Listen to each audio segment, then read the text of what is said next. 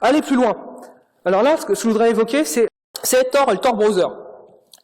Alors je vais faire quelques mots rapides. On va essayer de pas être trop technique.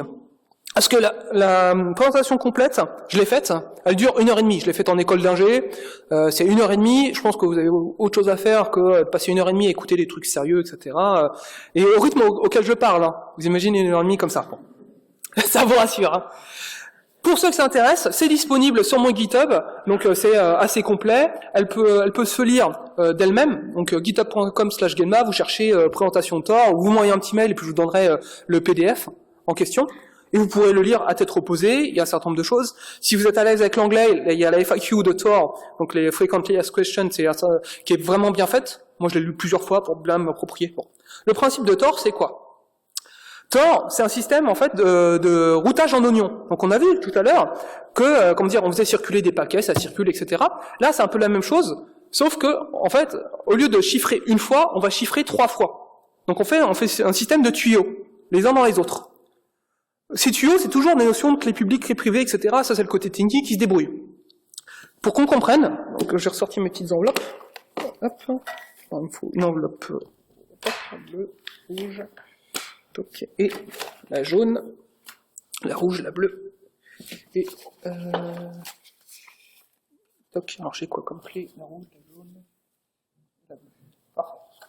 Donc, je vais vous montrer, hop, Tor et les enveloppes. Donc pour qu'on comprenne comment ça marche Tor, on va faire un petit exercice. Parce qu'on m'a dit, il faut faire un atelier, c'est un truc pratique et tout. Nous, chez Silex Lab, on fait des ateliers, on laisse pas Genma parler pendant 3 heures.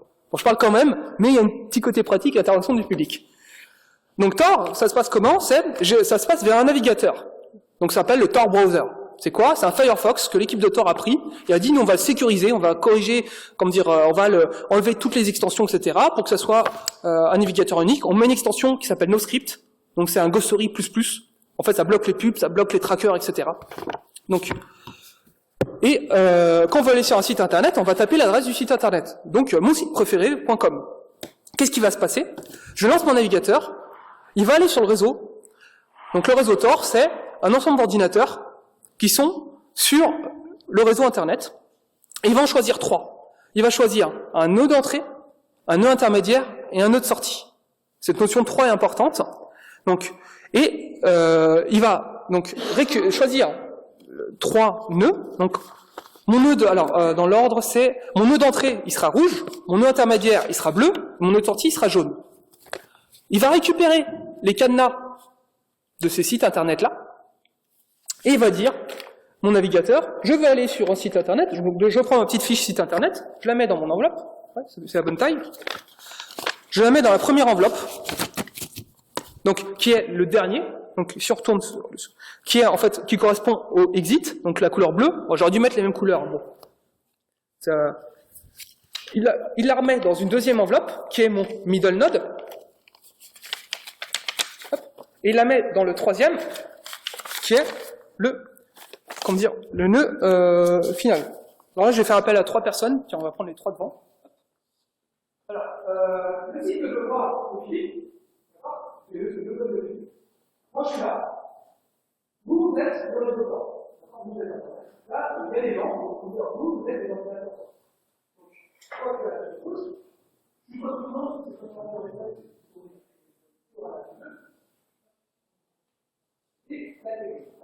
donc, j'envoie l'enveloppe, ça va circuler, et ça va arriver au nœud d'entrée. Donc ça arrive sur toi. Toi, tu fais l'enveloppe, tu fais la clé, et tu ouvres. Qu'est-ce que tu vois? Une enveloppe bleue. D'accord? Donc quand il voit que c'est une enveloppe bleue, il s'en va, je le transmettre à bleu. Ça circule sur le compte, ça arrive sur bleu. Bleu, voilà, l'enveloppe bleue, elle est bleue ou bleu. Donc qu'est-ce qu'on voit? Un cadenas jaune, une enveloppe avec un cadenas jaune. La personne, l'ordinateur, il transmet du coup de. Donc, on voit que, qu'est-ce qu'il fait? Il voit, je veux aller sur le bloc de flip. Il va voir le bloc de flip, et puis il se bat, et il dit, ah, tiens, bonjour, on a quelqu'un qui m'en bloc, et je vais aller ficher la page. Et après, ça va faire le chemin en sens inverse. D'accord? Et ça va revenir. Qu'est-ce qui s'est passé? Moi, je voulais aller voir le blog de Philippe, je voulais pas que le Philippe le sache, que je veux voir son blog. Donc je suis passé par le réseau de Tor. Donc qu'est-ce qui se passe? Quelqu'un qui regarde ici, là, comment dire, vous regardez de point de vue extérieur, vous pouvez regarder qu'une étape à la fois, d'accord? Vous pouvez pas regarder tout le réseau en même temps. Il y a quelqu'un qui observe ici, par exemple, ça c'est... j'ai oublié son nom seul. Pardon? Ouais. Yoshi, il regarde.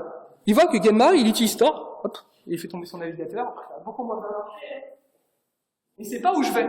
Pourquoi? Il voit que de mon navigateur, il y a une enveloppe rouge qui est partie, et que je vais sur Tor. D'accord?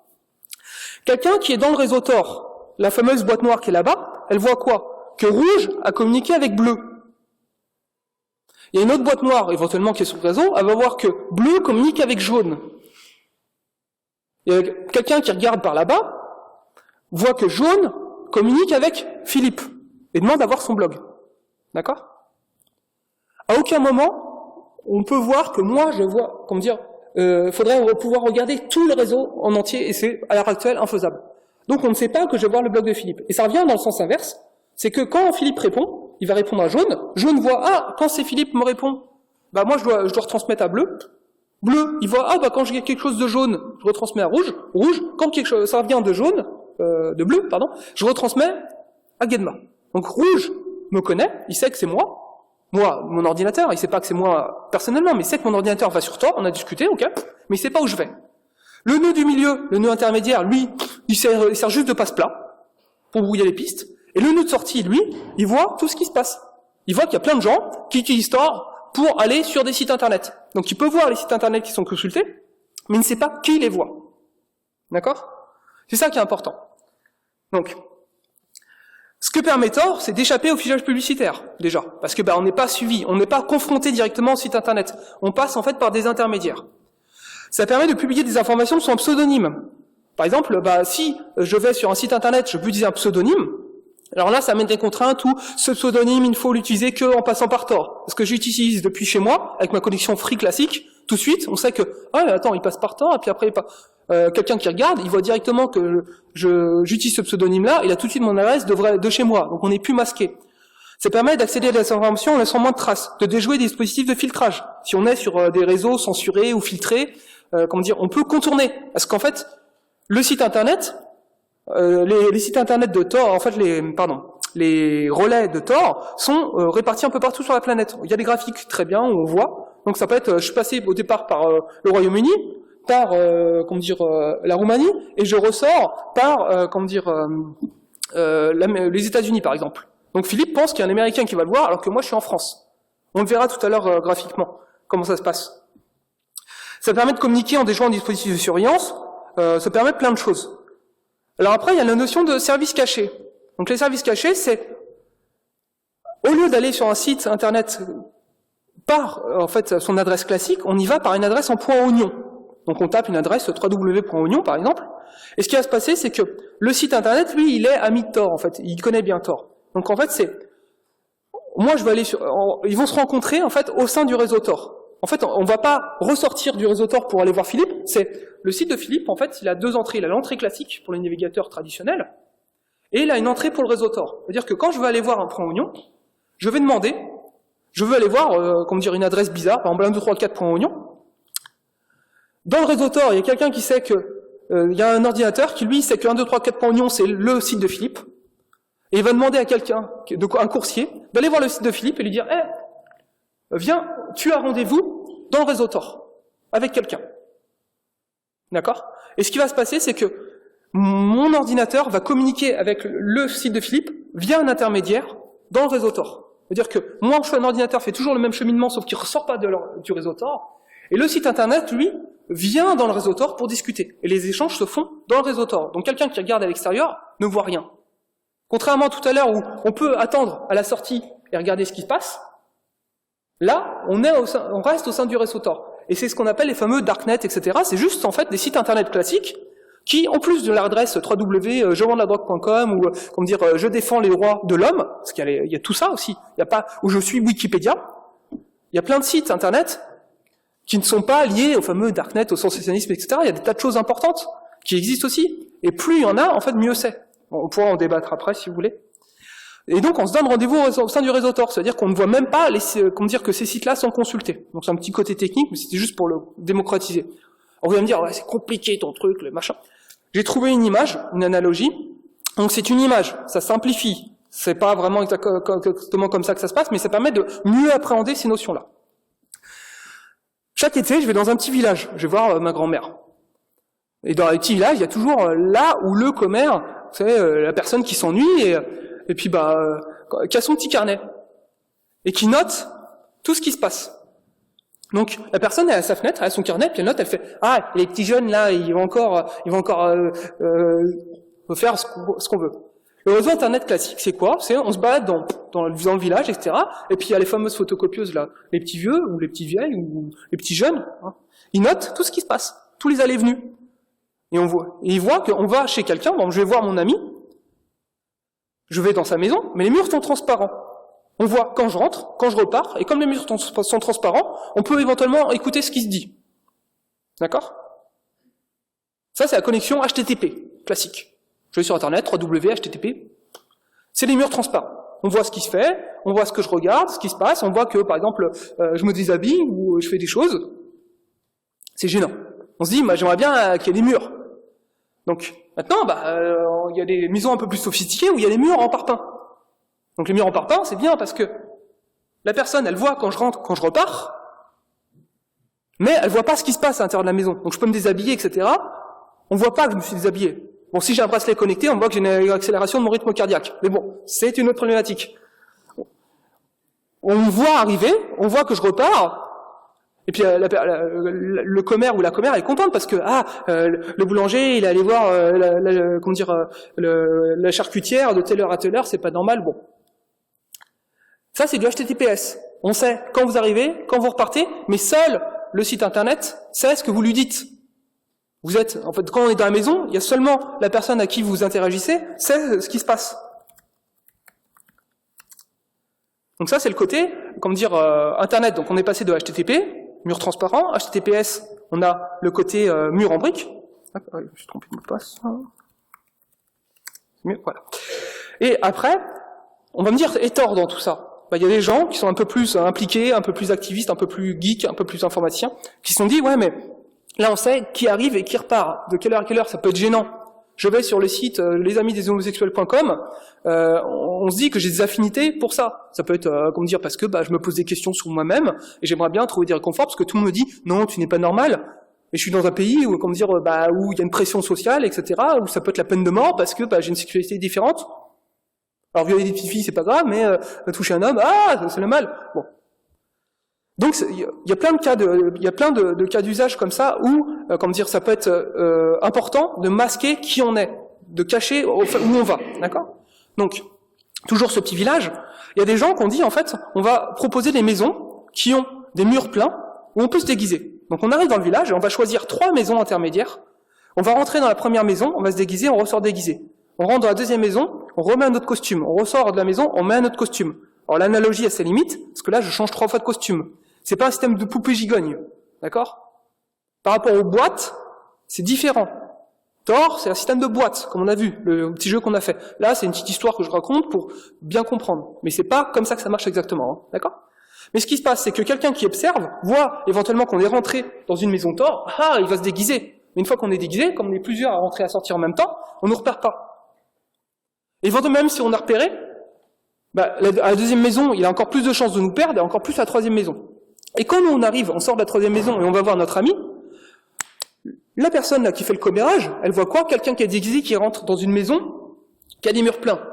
Donc elle voit qu'il y a des gens qui rentrent et qui sortent, de quelle heure à quelle heure, mais elle sait pas ce qui se fait, et c'est pas qui c'est ces personnes-là. Et tant que j'ai pas enlevé mon masque dans la maison, on sait même pas que c'est moi. Enlever son masque, c'est quoi? C'est Facebook propose un accès par Tor, ça marche. Et si je me connecte, login, mot de passe, il fait « Ah, bonjour Gemma, bienvenue, content, comment ça va, et tes amis ont posté ça. » Tant que je l'ai pas dit, tant que je me suis pas identifié, on sait pas. Donc, en utilisant Tor, tant que j'ai pas donné une trace ou une information personnelle, on ne sait pas que c'est moi. Il y en a des tas d'informations qui peuvent être. Parce qu'à le côté, j'enlève mon masque, et puis « Ah, salut Gemma, c'est toi ?» Mais même si j'ai mon masque, on fait « Ouais, je suis protégé, hacker, etc. » Sauf que je boite. Il n'y a pas beaucoup de gens qui boitent. C'est un signe distinctif. Et la fois d'après, j'arrive sur le même site, mais avec la même façon de boiter. On sait que c'est moi. C'est un signe distinctif. Donc ça veut dire que si on fait attention, on dit « Ah, dans Tor, j'ai rajouté des plugins, des extensions, ce qu'on veut », on est plus anonyme. On a un signe distinctif. On peut se faire repérer. Autre exemple, dans le monde non numérique, quand je parle, moi j'ai des types de langage, il y a comment dire, ou j'ai une façon de parler à tel point qu'une fois j'ai été à une conférence, comme ça, un truc d'informaticien, on était à une conférence, et puis sur le chat, à un moment, il y en a fait « Ah, il y a Genma qui pose une question dans la salle ». La conf était filmée, mais c'était l'intervenant qui se filmait, moi j'étais au fond. Je m'étais mis bien, je me suis dit « Ouais, je veux pas qu'on sache que j'ai dans les conférences de hackers, etc. » Je pose une question micro, tout de suite « Ah, salut Genma, t'es dans la salle ?» Parce que j'ai une intonation de voix, une façon de parler suffisamment caractéristique et discriminante pour qu'on sache que c'est moi. Donc c'est grillé, faut pas que je parle. Si je vais dans des trucs sérieux, faut pas que je parle. Ouais, je me suis identifié par ma voix, tout de suite, j'ai cassé mon anonymat. Alors que dans la salle, les gens qui me connaissent pas, qui m'ont jamais vu, ils m'ont jamais entendu parler, ils savent pas que c'est moi. Il y a des tas de gens là que je sais pas qui vous êtes, et bah, c'est pas grave. Peut-être que si vous me parlez, je vais dire « Ah tiens, en fait, je t'ai eu au téléphone ». Ou on va discuter, puis vous allez avoir un tic de langage que vous avez le même dans vos mails, et puis je vais reconnaître. Vous allez me dire, ah, je m'appelle Jean-Pierre, et puis en fait non, on a discuté, vous êtes super hacker, machin, et puis on a discuté par mail, et vous allez avoir ce même tic de langage. Donc être anonyme, c'est pas si simple que ça. Donc quand je parlais de Tor, donc pour installer Tor, ça marche comment? On va sur le torproject.org, on peut le choisir, donc sa version pour son navigateur, etc., puis on l'installe, et après on lance le Tor browser. Je vais vous montrer à quoi ça ressemble. Pour aller un peu plus loin, puis on verra si j'ai le temps ou pas, ouais, pointeur de suite, il y a le système, pour aller encore plus loin, c'est Tails. Donc là, pour faire une démo sur Tails, il faut minimum 1 heure et demie, c'est un système live, donc en fait, on est sur une clé USB, donc ça peut être intéressant pour, s'il y a des gens qui ont des activités de type journaliste ou autre, comment dire, on va au McDo du coin, on lance Tails, c'est-à-dire qu'on n'a même pas le système qui tourne sur son ordinateur, il tourne sur une clé USB. Tout ce qu'on fait va passer par Tor. On a ce qu'on voit là, une sorte de clavier virtuel, c'est-à-dire que si on n'a pas confiance dans l'ordinateur, parce qu'il peut y avoir un mouchard dans le clavier, ça existe, hein. Je commande par Amazon, je suis, l'armée française, je commande des ordinateurs chinois, on sait que ça arrive à, alors c'est au Pentagone français, là, du côté de Boulevard Victor. Les colis arrivent là-bas, je pense que les colis vont faire un petit détour par une entreprise dans un coin pour qu'on mette des puces dedans. C'est logique, hein, c'est l'espionnage industriel, bon. Donc il y a un système de clavier virtuel. Un clavier virtuel, c'est rien d'autre qu'un clavier complet, comme on a sur les sites internet des banques, là où on choisit les numéros qui sont dans le désordre, etc. Voilà, c'est la même chose. En fait, il y a tout un tas d'outils pour avoir un anonymat relatif. On peut passer les métadonnées aussi. Les métadonnées, c'est quand on prend une photo avec son appareil photo, son téléphone, on a les coordonnées GPS. Alors c'est cool, on fait des selfies de terroristes, on envoie ça, on fait, oui, nous sommes les méchants terroristes de Daesh, etc. Il y a les coordonnées GPS. Alors, la NSA, elle fait quoi? Ou les gouvernements, ils font quoi? Ils regardent les coordonnées GPS, ah bah on envoie un drone, on sait où il faut taper. Alors les terroristes, maintenant, ils ont compris, ils effacent les métadonnées, mais bon, on peut aller plus loin, ils vont regarder, ah, mais la montagne qui est derrière, elle est suffisamment caractéristique pour qu'on sache que ça a été pris à telle distance, et que c'est plutôt dans cette zone-là. Bon, après, c'est des études d'images, etc. Bon. Donc il y a vraiment tout un tas de systèmes, comme je disais tout à l'heure. Mettre une porte blindée, c'est bien, si c'est pour les fenêtres ouvertes, ça sert à rien. Tout ce qu'on a vu là, et plein d'autres choses encore, toutes les questions que vous pouvez vous poser, toutes les préoccupations que vous pouvez avoir, vous pouvez espérer y trouver une réponse dans ce qu'on appelle les cafés vie privée. Les cafés vie privée, c'est quoi? C'est comme des crypto-parties, mais en version moderne. Crypto-party, c'était, comme le nom l'indique, c'est autour de la crypto, du chiffrement. Sauf que ça ne signifie pas. Il faut de l'hygiène numérique. L'hygiène numérique, c'est quoi un bon mot de passe? C'est quoi les trackers? On a vu, là, bloquer les trackers, il n'y a pas de crypto dans bloquer les trackers ou les pubs. C'est autre chose. Donc il faut aller au-delà du côté chiffrement pur. On a vu que échanger ses mails, on sait qui discute avec qui. Donc ok, j'ai beau faire de la crypto, chiffrer mes mails, on sait qui parle avec qui, on sait les sites internet que je vais voir, on ne sait pas forcément le contenu que je vais voir, on ne sait pas ce que je vais regarder sur Wikipédia, mais on sait que je vais sur Wikipédia. Et je peux regarder, je sais pas moi, des hémorroïdes sur Wikipédia, on le sait pas. Wikipédia le sait, mais on sait que moi je vais sur Wikipédia. Bon. Donc il y a tout un tas de notions comme ça, et les cafés privés, c'est de l'hygiène numérique jusqu'à l'autodéfense numérique. Hygiène numérique, c'est quoi? C'est j'ai pas envie d'attraper une gastro informatique. Vous avez un mail qui vous dit ou que vous avez gagné à la loterie, qui clique ici honnêtement dessus? Vous allez tous me regarder, mais n'importe quoi, on clique pas dessus. Pourquoi? à ce que quelqu'un, un jour, a pris le temps de vous expliquer, un mail de loterie, c'est du hameçonnage, c'est une arnaque, faut pas cliquer dessus, c'est pas bien. D'accord? Il y a plein d'autres façons de vous avoir. Comment dire, moi ça m'est arrivé une fois, on m'a dit attention, quelqu'un s'est connecté sur votre compte Google, parce qu'à l'époque j'avais un compte Google, changez vite votre mot de passe, etc. Cliquez ici. J'ai fait mince, on a essayé de me pirater, ouais, moi je fais mon kéké avec Genma, il connaît en vie privée, machin, etc. Quelqu'un a trouvé mon compte Google, il m'a voulu me pirater. J'ai fait cliquer sur le lien, puis il me dit oh, stop, attends, on regarde, le lien c'était un truc bidon. Et j'aurais été changer mon mot de passe sur un truc totalement bidon. Donc un mail n'est jamais urgent. Pourquoi? Parce que si je l'avais pas vu le matin, que je l'avais vu le soir, mon compte, si c'était vraiment fait pirater, tant pis, il se prend quelques heures de plus, tant pis. Un exemple que je donne pour que vous reteniez ça, c'est quoi? Mes parents, ils ont un fils informaticien qui s'y connaît bien tout ça, qui leur a dit attendez, vous inquiétez pas, si vous avez le moins de soucis, tout ça, moi j'ai tout le scan des passeports, tout ça à la maison, comme ça si on vous vole vos papiers, je pourrais vous voyer les scans. Bon, on les renvoie dans un compteur tout crypte avec un mot de passe que eux seuls connaissent. Comme ça, j'aurai un coffre-fort numérique. Hein. C'est une pièce jointe un peu plus compliquée, mais ils pourront avoir le passeport. Bon, mais à l'époque, j'utilisais pas encore TrueCrypt. Mes parents partent en Safari, et je leur dis, comme le téléphone coûte cher, il n'y a pas encore la VoIP, etc., vous m'envoyez un petit mail pour dire que vous êtes bien arrivé. Donc eux, ils sont allés au cybercafé du coin, ils m'envoient un petit mail, c'est bon, mon chéri, on est bien arrivé, à plus tard, bisous. Quelques jours après, je reçois un mail, ah, vite, on s'est fait voler nos papiers, il faut que tu nous envoies de l'argent, etc., pour payer les trucs à l'ambassade, machin.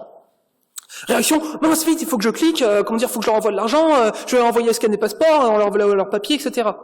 Et là, j'ai fait, ouais, mais, attends. Le mail, là, tu le regardes le matin, parce que, bon geek, il est 7h du matin, tu vas aller au boulot, tu regardes tes mails, tu checkes tout tes trucs et tout, je vois ça, je vais répondre tout de suite. Je me suis dit, non, peut-être que, mais je l'aurais pas regardé à 7h du matin, parce que mon téléphone, il n'y a plus de batterie ou autre. Je l'ai regardé dans l'après-midi. Les parents, ils se sont pris quelques heures de stress en plus.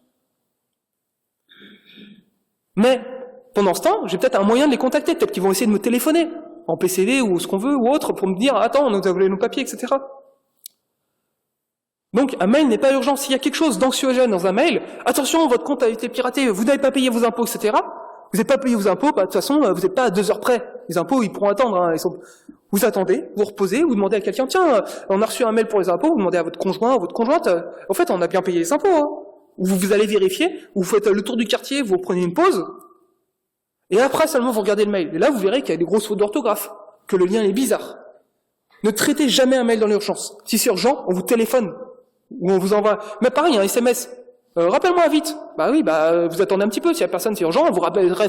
Si vous avez 5 fois un appel en urgence sans message de votre compagnon, là c'est important. C'est peut-être que, il répond pas. On réessaye. On n'a pas le temps d'envoyer un message. On laisse pas de message au répondeur. Par contre, c'est juste un appel en absence bidon qu'on sait pas trop. Faut peut-être se renseigner. Toujours avoir un regard critique. Voilà. Et il est 8h30. On peut se faire 1h30 de questions. Non, on va faire, je pense, une petite demi-heure de questions-réponses, et puis après on passera à la salle d'à côté, puis on continuera à discuter tranquillement de ça. Je vais récupérer mes petits trucs qui circulent. Hop, si vous voulez bien. Et puis merci de votre attention. Voilà. J'espère que ça vous a plu. Donc je rappelle pour celles et ceux qui sont arrivés. Alors.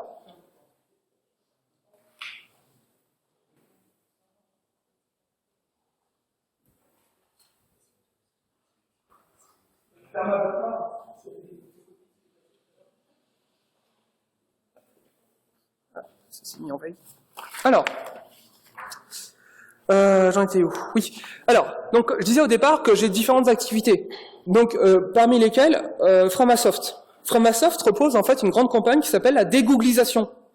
Donc, je vous fais un petit topo rapide là-dessus. Donc, vous avez un petit tract qui vous explique ce qu'est la dégooglisation. En fait, c'est sortir ce qu'on appelle les GAFAM, Google, Apple, Facebook, Amazon, Microsoft, représentent énormément de votre vie Internet. Vous avez vos mails chez Google, vous avez vos photos chez Google, vous avez votre téléphone qui est chez Google, vous avez Google qui vous suit à la trace, on a vu tout ça. Et donc là, ce qu'on dit, c'est se sortir des GAFAM, c'est utiliser d'autres moteurs de recherche de temps en temps. Pour en fait ne pas tracer des informations chez Google. Microsoft c'est pareil, hein. Microsoft Windows 10, il y a un certain nombre de choses qui récupèrent, parce que si Windows 10 est gratuit, C'est parce que, de toute façon, les gens, ils piratent Windows, mais là, ça permet les gens passent à Windows 10 et ils récupèrent un certain nombre d'informations. Votre mot de passe Wi-Fi est partagé avec vos copains Skype. C'est cool. Moi, je vais chez Philippe, on a Windows 10 tous les deux, il a un mot de passe Wi-Fi comme ça, parce qu'il a écouté les confs de Genma et tout, donc il a mis un super mot de passe compliqué. J'ai Windows 10, oh mais non, c'est bon, on a mis Skype, mon ordinateur il se connecte automatiquement à Internet, j'ai pas besoin de ton mot de passe Wi-Fi. Il a vu que, c'est génial. Ou je peux t'emprunter ton ordinateur, je me connecte, je retrouve mon beau fond d'écran, avec les poissons, etc. Parce que puis mes documents que j'avais laissés, oui, parce que tout est stocké dans le cloud. Et le cloud, c'est l'ordinateur d'un autre. Le Klug, c'est le gâteau d'un autre. Moi, je préfère toujours quand c'est les miens. Le Klug, référence à c'est Klug. Bon, je me sens vieux d'un seul coup. Pernod est une ordure, il y en a qui connaissent quand même. Voilà, le Klug, c'est le gâteau d'un autre. Voilà. Bon, ça fait un bide, je ne le ressortirai pas comme blague. Bon, pour le one-man show, c'est raté. Bon. Donc, décaféisation, c'est proposer un certain nombre de services alternatifs. Dire, voilà, il n'y a pas que Google dans la vie. Et Google propose du Google Docs. Il y a aussi Evernote. Il y en a qui, à juste titre, ont dit, oui, alors, faut venir à une conférence vie privée, machin, alors faut s'inscrire sur un truc Evernote. Et puis, on annonce ça sur Facebook. Oui, ça peut être gênant, il y a peut-être des gens qui veulent pas que Facebook sache qu'on s'intéresse qui s'intéresse à des notions de vie privée, etc., parce que ça peut être gênant. Imaginons, on est en Syrie, on regarde des trucs sur les crypto-parties, etc., on a, Facebook, le gouvernement, il va voir Facebook, il fait, Coco, tu me dis, tous ceux qui sont intéressés au chiffrement machin, qui ont cliqué sur j'aime le blog de Genma, parce que c'est des gens qui s'intéressent à des trucs bizarres. Facebook, il fait, ok, d'accord, je vais te donner la liste des gens qui ont regardé le blog de Genma, qui ont cliqué sur le j'aime, C'est pas gênant. Donc, il y a vraiment tout un tas de choses comme ça. C'est ce qu'on appelle définir son propre modèle de menace. C'est réfléchir à vous, ce que vous souhaitez protéger, ce que vous avez à protéger, et jusqu'où vous êtes prêt à aller. Et qu'est-ce que vous avez à protéger, peut-être aussi pour les autres. Parce qu'un exemple flagrant que je donne, il y en a beaucoup. J'étais à une conférence sur le cloud, parce que je travaille dans l'informatique, et j'étais à une conférence, 5 jours de séminaire sur le cloud, l'état de l'art, etc. Le cloud, c'est tout génial, etc. J'étais malheureux. Mais bon, ça permet de voir ce que c'est le cloud professionnel, etc. Bon. Et le gars, il dit, moi, si Google me demande de scanner mon ADN, il n'y a aucun souci, comme ça, je saurais si je peux avoir potentiellement, je peux avoir des cancers ou autres, et puis, espérer peut-être les soigner avant que ça arrive. Moi, j'ai dit, oui, mais en donnant votre ADN à Google, vous engagez non seulement votre vie, mais la vie de toute votre descendance. En donnant son ADN, c'est ses enfants, ses petits-enfants, ses petits-enfants. Et on ne sait pas dans 100 ans dans quel monde on vivra. Peut-être qu'on va trouver des gènes et qu'on va dire potentiellement vous avez un gène de prédisposition à l'obésité, donc on vous refuse des crédits. On vous refuse, ou on ne sait pas dans quelle société. Que ce soit pour nous, qu'on a envie de mettre des photos de nous nus, ok. Mais si on est avec quelqu'un d'autre, il faut qu'on ait l'accord de l'autre personne aussi. Là, c'est un peu pareil. En donnant notre ADN, c'est pour toute notre descendance qu'on fait des choix. Et donc, c'est pareil, en diffusant des choses, par exemple, on est journaliste ou autre, on travaille, on dit, tiens, je suis journaliste, je vais enquêter sur les tortures dans des prisons turques ou en Syrie ou que sais-je. Tiens, est-ce qu'on peut discuter par Skype? Le gars dit, oui, il n'y a pas de souci, moi j'ai pris des photos, voilà, un Américain, par exemple, qui veut dénoncer des tortures qu'il y a eu en Irak.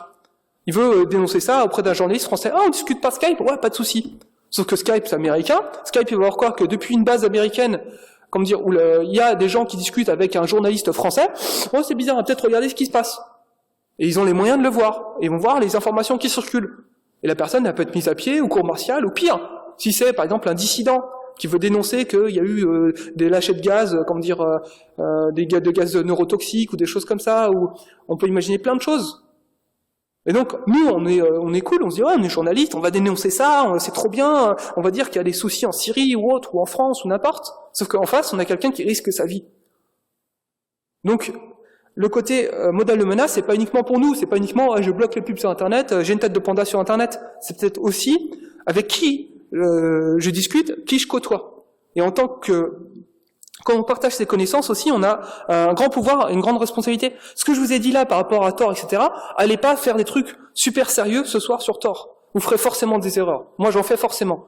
Si vous avez des choses sérieuses, où il y a, des conséquences importantes, voire des vies en jeu, n'appliquez pas ce que j'ai dit comme ça. Allez voir des gens qui sont beaucoup plus sérieux, dont c'est le métier, qui travaillent avec des Reporters sans frontières. Eux, ils ont l'habitude de travailler avec des dissidents, etc., de savoir ce qu'il faut faire. Là, c'est plus une sensibilisation. Moi, je suis plus dans la partie hygiène numérique, c'est, si on chope une gastro, c'est pas grave, on est malade quelques jours, mais on s'en sortira. Si vous risquez Ebola, appliquez pas les conseils de Genma, parce que Genma, il va dire, tu te laves vite fait les mains, et puis c'est bon. Non, Ebola, c'est peut-être un peu plus sérieux, d'accord? Donc ça dépend, c'est si vous risquez une gastro, vous écoutez ce que je dis, si vous risquez Ebola, version informatique, vous allez voir des gens un peu plus sérieux qui vont expliquer comment bien vous sécuriser, etc. Là, c'est plus une première approche, voilà. C'était le message important à faire passer, sur lequel j'insisterai. Et si vous devez retenir qu'une chose de moi, c'est aller voir des gens sérieux si vous avez des choses sérieuses à faire. Voilà. Là, c'est plus une sensibilisation. Bon, je vais voir un peu, puis je vous écoute poser des questions. Est-ce qu'il y a des questions déjà? Les choses. Est-ce que vous saviez tout ce que j'ai dit déjà? Honnêtement, est-ce qu'il y a des gens qui ont découvert des choses? Levez la main. Moi, j'ai découvert que je pouvais faire plus court que ce que je pensais, donc j'ai découvert quelque chose. Voilà. Est-ce qu'il y a des gens qui n'ont rien appris du tout, qui se sont dit, mais qu'est-ce que je suis venu faire ici? Honnêtement, vous avez le droit, hein. Vous avez le droit, hein. Si vous dites, j'ai rien appris ce soir, la prochaine fois, vous venez de l'autre côté. Vous allez voir CX Lab, vous dites, Genma, il a dit des trucs, mais je suis pas forcément d'accord ou autre. Allez voir les CX Lab, ou d'autres, ou Mozilla, ou n'importe qui. Allez voir des bibliothèques. Allez voir vos amis, et dites-leur, tiens, j'ai essayé de piquer 2-3 trucs, comment ne pas attraper de gastro version informatique? Pourquoi? Parce que moi, déjà, ça me reposera, parce que j'ai pas un temps infini non plus, j'ai trop de projets, j'ai plein de trucs à faire, etc. Et diffuser ces notions-là, partager. Ça recrée aussi du lien social. C'est pas parce que, moi j'ai des connaissances que j'ai gardé ça pour moi, c'est parce que il y a des gens qui m'ont expliqué, que j'ai pris le temps de comprendre, que j'ai pris le temps d'apprendre, et que j'avais cette envie-là, et maintenant je diffuse. Et à vous de voir jusqu'où vous êtes prêt à apprendre, que ce que vous avez besoin d'apprendre. Vous n'avez pas besoin d'apprendre tout ce que j'ai appris, parce qu'il y a des tas de trucs que, là j'utilise Ubuntu, vous avez peut-être rien à faire d'utiliser Ubuntu, vous n'avez peut-être pas besoin d'utiliser les logiciels libres. Au contraire, vous avez peut-être besoin.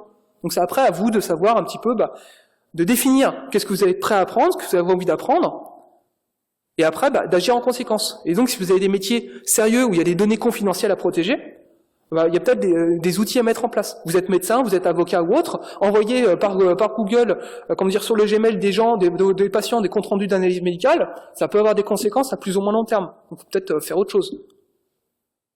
Les mails, par défaut, ce sont des cartes postales. Est-ce qu'on a envie que notre médecin nous écrive « Vous avez potentiellement un cancer sur carte postale ». C'est cool, le facteur il le lit. Le facteur on le voit causer traîne, et encore s'il sonne. Mais c'est peut-être gênant, parce que le voisin qui relève notre courrier quand on n'est pas là, il voit, mon voisin il a un cancer. Bon. Peut-être que, ok, notre voisin il est sympa, il relève notre courrier, mais ça peut être d'autres choses. J'en sais rien. Pourquoi, les revues, pour adultes, elles sont sous blister? C'est parce qu'on n'a pas envie que tout le monde sache qu'on est abonné à une revue pour adultes. Non, mais c'est vrai, c'est peut-être un exemple de vieux con, ça. Maintenant, on va tous sur Internet, mais à mon époque, les revues, elles étaient sous blister. Voilà. Bon. Si vous voulez, moi je tiens encore longtemps comme ça, donc posez des questions, n'hésitez pas.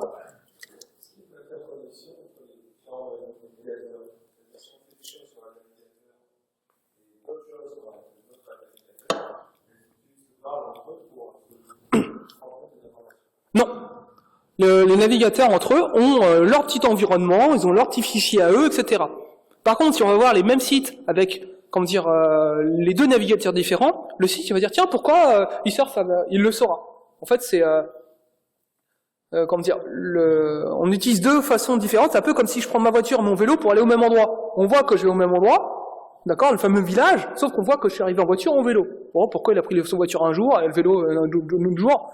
Mais mon vélo n'a pas d'interaction avec ma voiture. Donc là c'est vraiment ça. C'est les fichiers cookies, etc. sont séparés. Pareil pour le mode navigation privée. Le mode navigation privée, ça fait quoi? Ça ne laisse pas de traces en local sur l'ordinateur. Mais le site internet sait très bien qui je suis, quand je viens, quand je repars, etc. C'est juste qu'en fait, quand on va sur un site de pornographie ou autre, c'est souvent ça, le mode navigation privée, ça ne laisse pas de traces dans l'historique, donc on ne sait pas qu'on est sur notre site porno favori, mais le site porno sait très bien qui on est. C'est très bien qu'en fait, à telle heure, on est venu voir telle vidéo, etc. Et là, sauf que la fois d'après, il proposera peut-être pas dans les favoris, sauf si il a enregistré clairement, des préférences, mais il n'aura pas laissé de traces de fameux cookies en local. Il stockera chez lui le fait qu'on a regardé telle vidéo, et donc il va plutôt mettre en avant ces vidéos-là pour vendre la VOD derrière ou autre, ou que sais-je.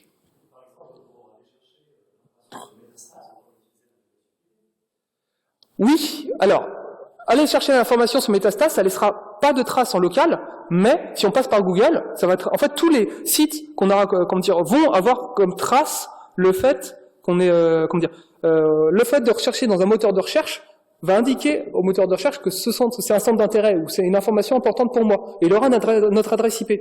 Donc on est ciblé. Pour aller chercher Metastas, il faut passer par Tor, où là on va faire le fameux système de 3 intermédiaires, où là en fait le site internet ne sait pas qui on est. Ou de passer par un métamoteur de recherche, par exemple comme Cirx, où là c'est en fait, c'est une sorte de... Là on a un intermédiaire en qui on a confiance qui va demander. Par exemple, Framasoft propose Tonton Roger. Tonton Roger, c'est quoi? C'est quand on ne sait pas, on demande à Tonton Roger. Vous allez sur tontonroger.org, c'est une sorte de méta-Google, en fait, il va demander à Google, à Yahoo, à MSN, etc. C'est quoi Metastas? Et puis il va vous afficher les différentes informations. Mais comme on est plein à utiliser Tonton Roger, il ne sait pas, parmi tous les gens qui venaient de chez Tonton, il y a seulement Tonton Roger qui sait ce qu'on a demandé nous. Mais bon, moi j'ai confiance en Tonton Roger. Et c'est lui qui va demander. Mais il demande aussi d'autres trucs, de d'autres personnes. Il va demander, je sais pas moi, tisane pour les plantes, et puis il va demander les résultats du foot. Donc, il y a quelqu'un qui voit arriver Tonton Roger, qui demande plein de trucs, qui demande Metastas, les trucs du foot, les recettes de tisane et tout ça, et il sait pas qui est pour qui, quelle information est pour qui.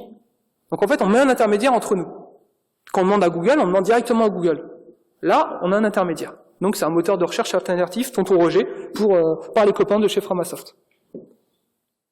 Et c'est facile à retenir. Hein. Bon, le nom officiel c'est Framabi, parce que tous les Frama quelque chose, il y a les Framacal, Framadat, et bon, Tonton Roger, c'est sympa. Et il y a même un Twitter maintenant. Bon, si on fait, il y a un bot, on est en train de préparer ça, si on dit Tonton Roger, et puis ce qu'on veut derrière, ça nous envoie le lien directement de réponses de Tonton Roger. On gagne une étape comme ça. C'est un côté cool. On peut avoir des réponses, via Twitter, en demandant à Tonton Roger. Est-ce qu'il y a d'autres questions dans la salle? Vas-y, hein, ouais, au fond.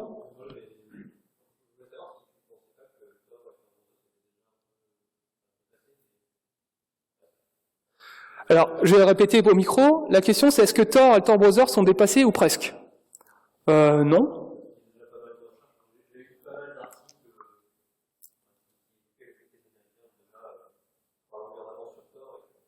Alors,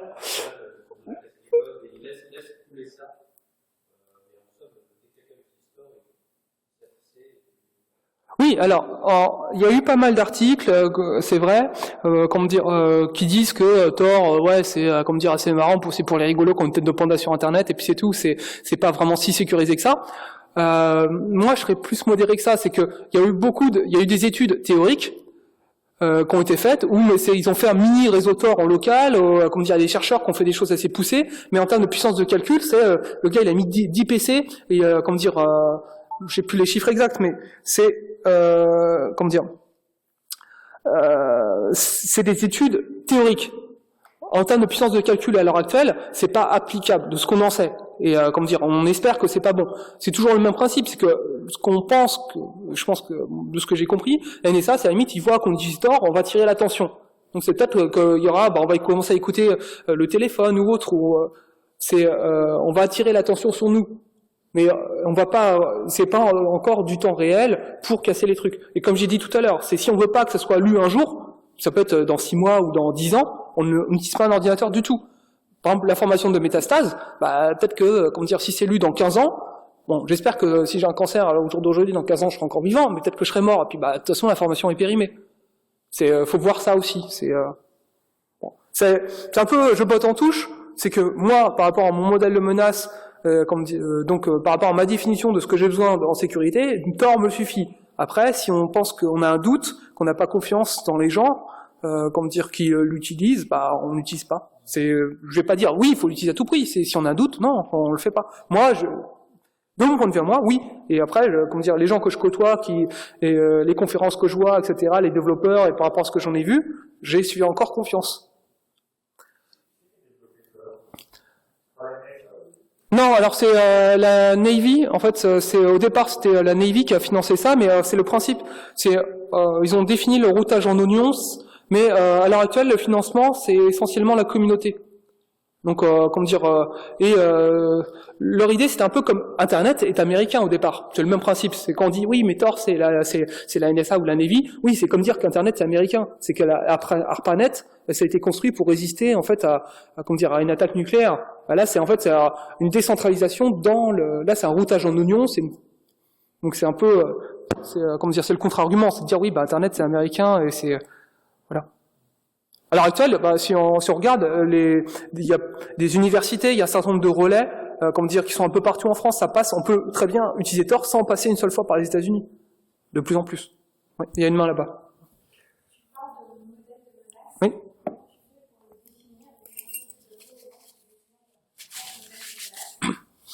Alors, le modèle de menace, c'est qu'est-ce que j'ai envie de cacher, qu'est-ce que je n'ai pas envie qu'on sache sur moi.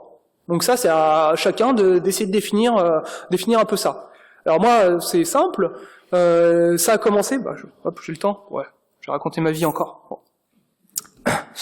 Mais bon, ça permet de partager, de vous donner un avis. Quand j'ai commencé à travailler, il y a un peu plus de 10 ans, je faisais très jeune. À 25 ans, je faisais 18 ans, je sortais de l'école et j'étais amené à faire une mission où j'étais avec des gens, comment dire, assez âgés, qui avaient cinquantaine, qui avaient de la bouteille, etc. Et je devais leur imposer des nouvelles contraintes métiers. Donc j'arrive, je sors de l'école et je dois leur dire, oui, monsieur, vous allez faire ça. À quelqu'un qui a un peu de métier, qui dit, ouais, non, mais attends, toi t'es jeune, tu sors de l'école, tu vas pas m'apprendre à bosser. Ah bah si, je vais vous apprendre à travailler. Attends, tu vas pas m'apprendre la vie. Donc déjà, il faut s'imposer professionnellement, montrer qu'on a des compétences, que si, peut-être qu'on peut arriver à trouver un compromis, parce que, comment dire, faut changer son métier, faut pas rester sur 25 ans d'acquis, et que, c'est pas parce que je sors de l'école que, comment dire, je suis un genou, je sais m'affirmer professionnellement, je suis adulte. Sauf que bon, même si j'ai une tête de quelqu'un qui a 18 ans. Et à l'époque, en plus, il y avait, comment dire, la mode des reportages. Alors, c'était, comment dire, les Tanguy, ou les gens qui sont informaticiens, qui jouent aux jeux de rôle, aux jeux vidéo, comment dire, qui écoutent du hard rock, qui sont profanateurs de cimetières. Donc moi, je cumulais tout. Hein. Donc j'avais une tête de jeune, je joue aux vidéos, je joue aux jeux de rôle, comment dire, je habitais encore chez mes parents. Donc il y a le côté vraiment, ce sont des adolescents. Donc je dis, si en plus je suis assimilé à ça, parce que on va voir le blog de Genma, et puis on tape et on voit que à l'époque je parlais beaucoup de trucs geeks et tout ça, le dernier jeu de rôle auquel j'ai joué, etc. Je parlais pas encore de tout ce qui est vie privée.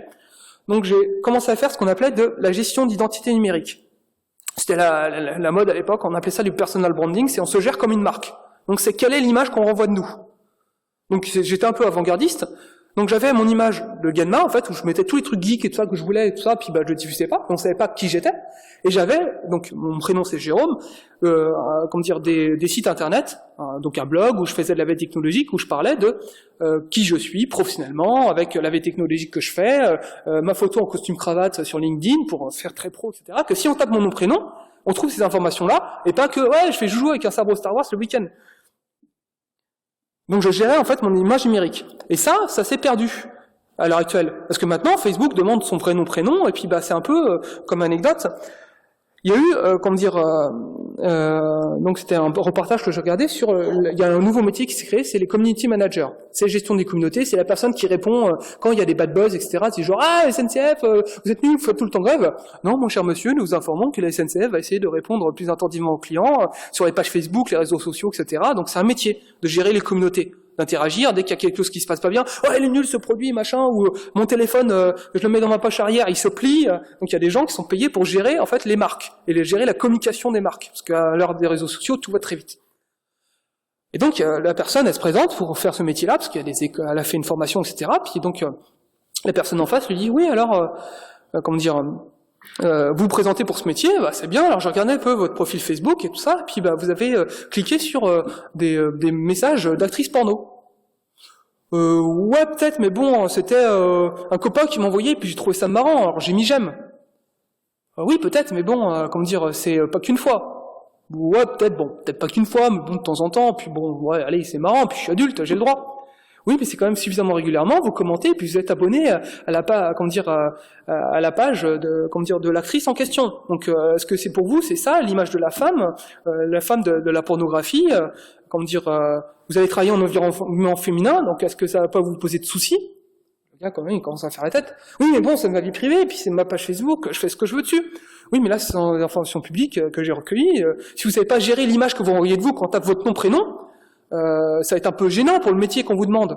Puis d'ailleurs, samedi soir, votre soirée était un peu trop arrosée aussi. Vous êtes retrouvés à vomir dans les toilettes. Ouais, mais bon, on a tous été jeunes, on a le droit de picoler, tout ça. Oui, mais c'est pas qu'une fois, c'est tous les samedis soirs que vous vous retrouvez à vomir dans les toilettes avec tous vos copains qui font des mentions j'aime et des selfies, etc. Qui me dit que le lundi matin, vous n'êtes pas arrivé avec la gueule de bois. Ça peut être gênant, hein, professionnellement. Donc là, la personne, elle fait vraiment la tête. Donc ça veut dire que quelqu'un qui, doit gérer l'image d'une marque, ne sait pas gérer la propre image qu'il renvoie de lui. Donc c'est un peu ça le modèle de menace. C'est, quelle est l'image que vous voulez renvoyer de vous?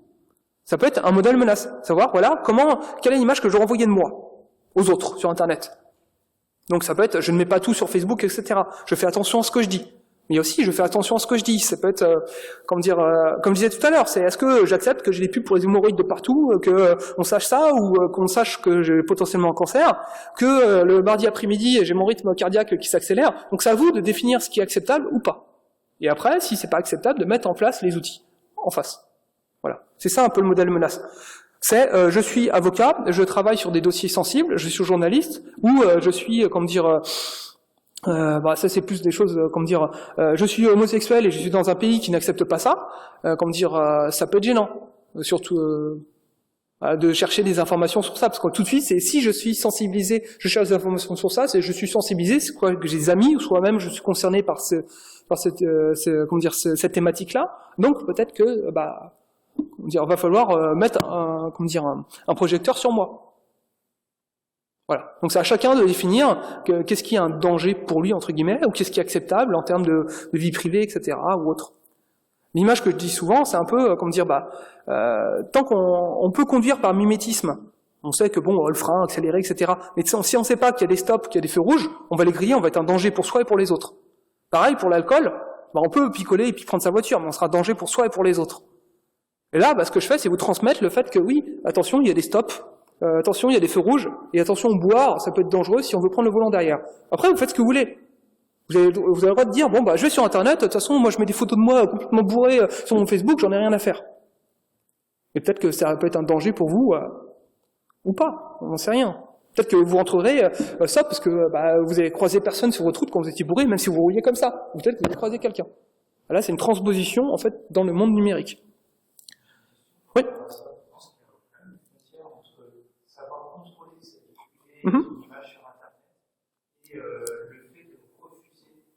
Qui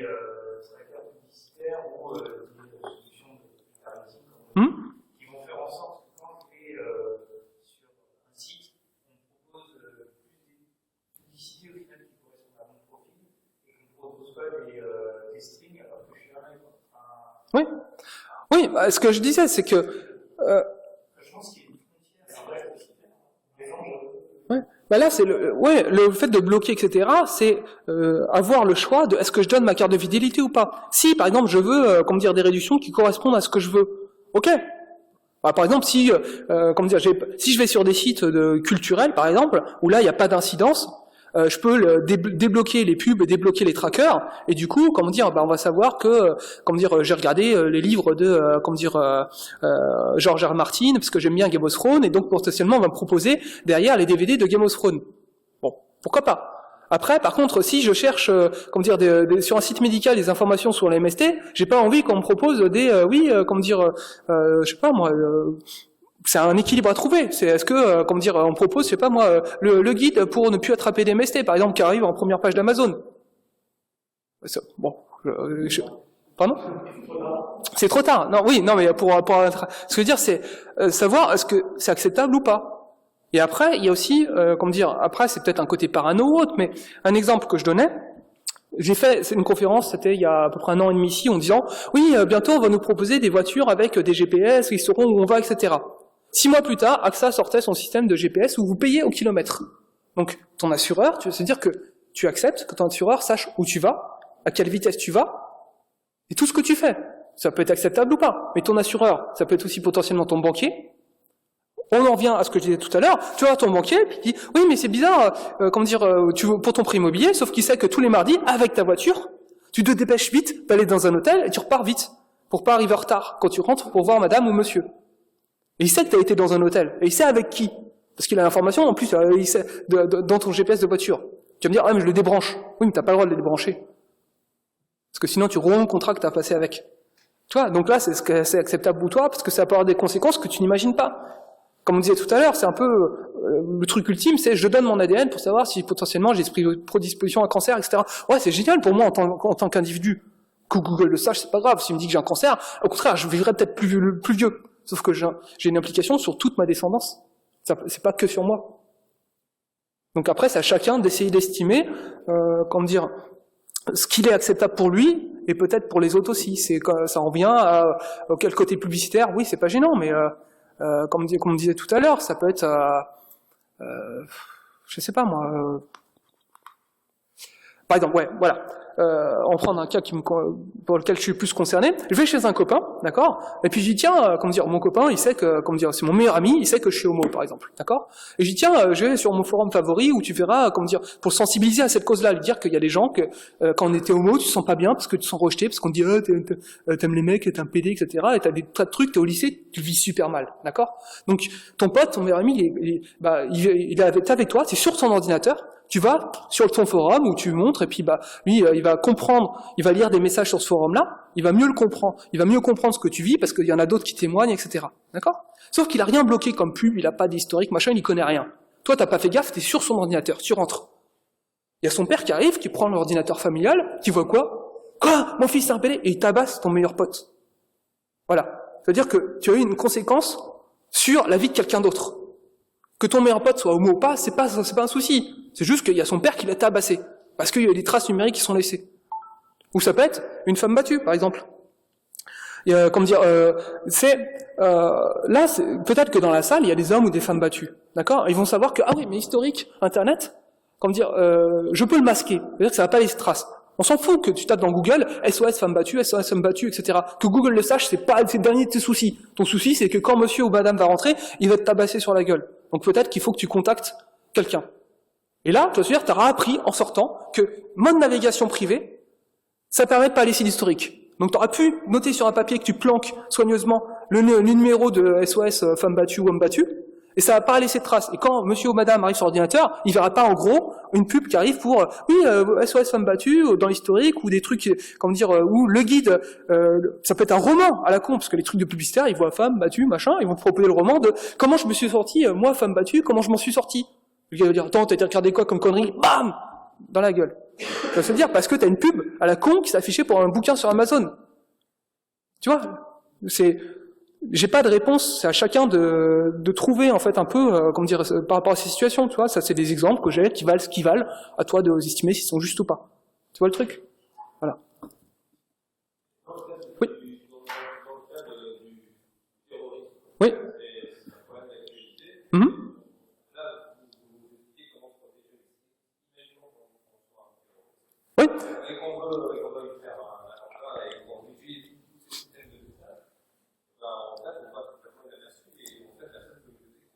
Oui, bien sûr. Mais alors, moi je vais répondre. Je suis un contre-exemple simple. Je suis moniteur d'auto-école. Je vous apprends à conduire. Demain, vous savez où je suis. Pire, je suis moniteur dans un système de, comment dire, là pour faire les cascades, etc.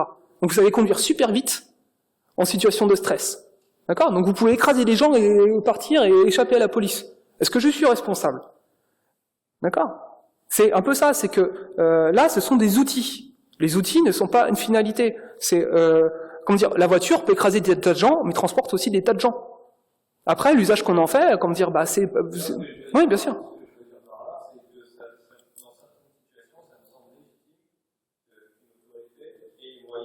Oui, bien sûr. Oui, oui. Alors... D'accord, ouais, bien sûr, d'accord, ouais, on peut le comprendre. C'est-à-dire, c'est que on nous vend du sécurité, etc. Moi, c'est mon interprétation personnelle, d'accord. C'est on va espionner tout le monde pour choper quelques terroristes. Alors, le NSA a dit que ils avaient pas, comment dire, l'attentat de Boston, ils n'ont pas pu l'empêcher.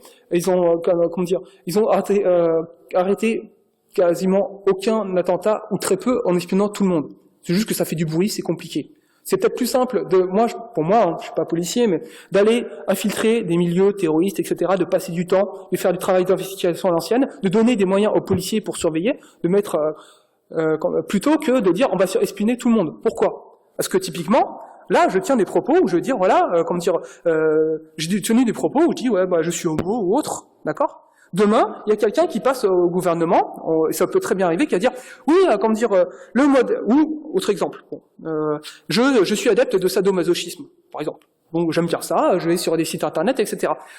Il y a un super ordinateur qui monitore tout ça. Demain, il y a quelqu'un qui arrive au gouvernement qui dit, bon, alors, tous ceux qui sont adeptes de sadomasochisme, ou qui vont sur des sites de rencontres, sont, des personnes déviantes. Parce que quand on va sur un site de rencontre, c'est forcément pour avoir une relation adultère, et donc, moi je résous tous les problèmes, parce que les problèmes de divorce, etc., qui font après, que les enfants ils sont pas bien, et puis ils vont en Syrie, parce que, faut empêcher les divorces, faut arrêter que papa il trompe maman. Donc, tous les gens qui vont sur des sites internet, de rencontres d'adultère, sont des gens déviants, donc on va les arrêter. Et ça, on le sait, à l'heure actuelle. On ne sait pas dans quel monde demain on va vivre. Aujourd'hui, je vais sur un site internet de relations sadomaso, demain on va me dire, t'es pas normal, parce que, c'est quelque chose de déviant, ou un site d'adultère. Parce que dans ma vision de judéo-chrétienne, etc., non, c'est, pas de sexe avant le mariage, et, on ne peut pas divorcer, et l'adultère, c'est la lapidation. Parce qu'on a un état religieux ou autre, ça peut être un truc super catholique, avec des messes en latin, etc. Donc c'est pour ça aussi, c'est protéger les traces numériques que je vais laisser au jour d'aujourd'hui. La réponse des développeurs de Tor pour le côté oui, mais ça peut être utile à des terroristes, oui, mais ils trouveront d'autres moyens. Ils vont utiliser le réseau de la PlayStation 3 qui est pas surveillé. Le réseau de chat de la PlayStation, on peut discuter. Bon, ça a été une rumeur apparemment, mais bon, pourquoi pas. Ils vont dire la Poste est le premier vecteur de transfert d'images pédophiles. Je vais tripoter des petites filles, etc. à la sortie des écoles, je prends des photos, je les envoie à la Poste à n'importe qui. Est-ce que vous voulez qu'on ouvre tous les colis à l'heure actuelle? C'est ça. On dit, voilà, on va ouvrir tous les colis informatiques. Pourquoi on n'ouvre pas tous les colis de la Poste? C'est peut-être mettre le boulot, c'est pas d'ouvrir tous les colis de la Poste, c'est de mettre des assistantes sociales en plus grand nombre, formées, pour qu'elles détectent qu'il y a une petite fille ou un petit garçon à l'école qui se sent pas bien, et qu'on voit qu'il est tripoté par tonton, par papy ou par sa mère. C'est là qu'il faut mettre l'argent. C'est pas, on va ouvrir tous les colis de la Poste. Le gamin, il a déjà été, on ouvre le colis de la Poste, on va trouver quoi? Les photos du petit gamin qui a été, le mal est déjà fait. Et il continue encore. Ce qu'il faut, c'est mettre des moyens humains pour le côté, détecter, soit quelqu'un qui va finir terroriste parce que il est pas bien dans sa peau, ou de la pédophilie ou autre. Et les réponses des gens de Tor, c'est oui, Tor peut potentiellement, amener à, faire transiter de la pédophilie, mais la Poste aussi. Par contre, trouvez-moi un autre système qui permet à la femme battue de se protéger, par exemple. Ou au blogueur qui quelqu'un qui veut dénoncer les conditions de détention dans un pays parce qu'il y a de la torture, etc. Si lui-même dénonce ça, il va se retrouver à faire partie des prisonniers torturés. S'il veut contacter les ligues des droits de l'homme ou autre, quel outil il a? Il va faire quoi? Il va sortir de son pays? Il peut pas. Il va envoyer un courrier par la poste? Il peut pas, parce que il peut pas crypter son courrier physique. Par contre, crypter sa communication, il peut. Donc la réponse, c'est oui, ça peut être utilisé, mais de la même façon qu'une voiture peut écraser des gens. Par contre, il n'y a pas d'autre outil pour protéger des gens. Donc en fait, c'est un éventail. D'un côté, il y a des trucs super positifs, ça protège les gens. De l'autre côté, il y a les pires trucs du monde. Oui, mais sauf que les pires trucs du monde, ils arriveront via d'autres moyens. Les trucs super positifs, il n'y a peut-être pas d'autres moyens. Voilà. C'est ça ma réponse. Après, à chacun de juger, moi, mon choix, il est fait, c'est que j'accepte qu'il y a les pires trucs du monde qui puissent arriver, parce qu'ils arriveront de toute façon, d'une façon ou d'une autre, parce qu'il y a les trucs positifs qui n'ont, qui peuvent pas être protégés autrement. Ça vous convient comme réponse? C'est mon avis que je me suis fait avec le temps. Après, oui, idéalement, montrez votre courrier à n'importe qui, parce que là, ouvrez votre sac, videz-le, montrez-le à tout le monde. Dire, oui, mais c'est pas grave, on arrive dans un monde où on dit, non, sans décision judiciaire, on va le faire. Au cas où.